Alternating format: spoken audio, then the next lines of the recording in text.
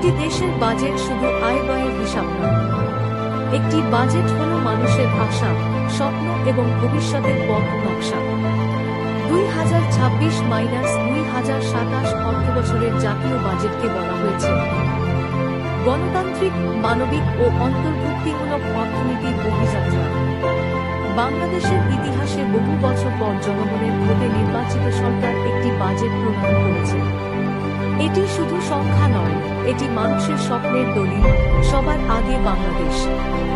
বাংলাদেশের প্রধানমন্ত্রী তারেক রহমানের নেতৃত্বে বিএনপি সরকার প্রমাণ করেছে অর্থনীতি হতে পারে গণতান্ত্রিক, মানবিক ও অন্তর্ভুক্তিমূলক। শিক্ষা, স্বাস্থ্য, কৃষি, কর্মসংস্থান প্রতিটি খাতেই জনকল্যাণকে অগ্রাধিকার দেওয়া হয়েছে। চাল, ডাল, তেল, চিনি, লবণের দাম নিয়ন্ত্রণে এসেছে। রান্নাঘরে ফিরেছে স্বস্তি। এই বাজেটে চিকিৎসা ব্যয় কমানোর লক্ষ্যে গুরুত্বপূর্ণ কিছু পদক্ষেপ নেওয়া হয়েছে।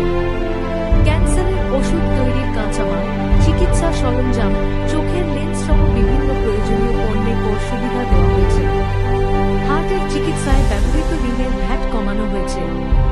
কারণ একটি পরিবারের জন্য একজন অসুস্থ মানুষ শুধু রোগী নন, তিনি একটি পুরো পরিবারের আশা। এই বাজেটে প্রযুক্তি ও সৃজনশীল অর্থনীতিকে গুরুত্ব দেওয়া হয়েছে।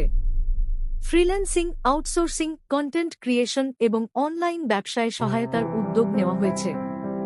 স্টার্টআপ ফান্ডে 500 কোটি টাকা বরাদ্দের প্রস্তাব নতুন উদ্যোক্তাদের জন্য নতুন সম্ভাবনা তৈরি করবে। একটি দেশের উন্নয়ন তখনই পূর্ণতা পায় যখন নারী ও পিছিয়ে থাকা মানুষ উন্নয়নের অংশীদার হন। 41 লক্ষ নারীকে ফ্যামিলি কার্ড দেওয়ার উদ্যোগ নেওয়া হয়েছে।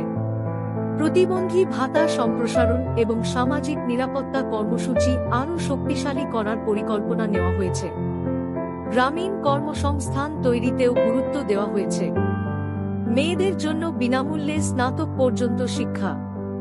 তরুণরা এখন দেশেই স্বপ্ন বুনছে। নবায়নযোগ্য জ্বালানি থেকে বিদ্যুৎ উৎপাদন বাড়ানোর লক্ষ্য নেওয়া হয়েছে। পরিবেশ রক্ষায় প্লাস্টিক বর্জ্য কমানোর উদ্যোগ এবং বৃক্ষরোপণ কর্মসূচি গ্রহণ করা হয়েছে। বিশ্ব এখন ডিজিটাল অর্থনীতির পথে এগিয়ে যাচ্ছে। Cashless digital economy, digital public infrastructure এবং ওনে সিটিজেন, ওনের মতো উদ্যোগ দেশের অর্থনীতিকে আরও আধুনিক করার লক্ষ্য রাখে। প্রযুক্তি হবে নতুন প্রজন্মের সম্ভাবনার দরজা। কালো টাকা সাদা করার সুযোগ নেই।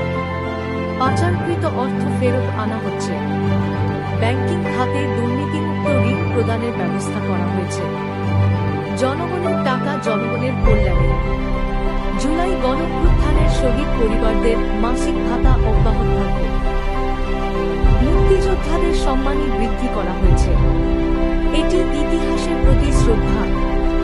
এই বাজেট শুধু সংখ্যা নয়, এটি মানুষের স্বপ্ন, আশা ও ভবিষ্যতের গল্প। এটি আমাদের সবার গল্প।